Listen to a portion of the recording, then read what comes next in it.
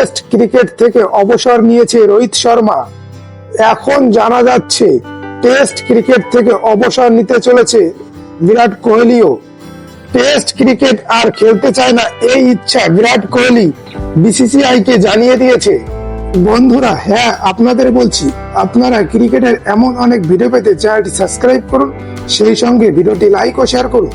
জানা গিয়েছে গত অস্ট্রেলিয়া সফরের পর থেকেই টেস্ট ক্রিকেট থেকে সরে যাওয়ার কথা ভাবছে বিরাট কোহলি। কিন্তু যতটাই খারাপ ফর্মে থাকুক না কেন বিরাট কোহলি, ভারতীয় ক্রিকেট বোর্ড চায় ইংল্যান্ড সফরে বিরাট কোহলি যাক। কারণ রোহিত শর্মার পর বিরাট কোহলিও অবসর নিলে ভারতীয় ব্যাটিং লাইন অনেকটা অনভিজ্ঞ হয়ে পড়বে।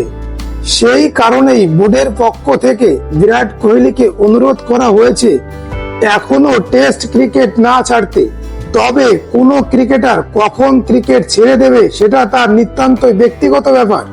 কোহলি এখনো পর্যন্ত টেস্ট ক্রিকেটে 123টি টেস্ট ম্যাচে 9,230 রান করেছে, এভারেজ 46.85, শতরান করেছে 30টি, অর্ধশতরান করেছে 31টি।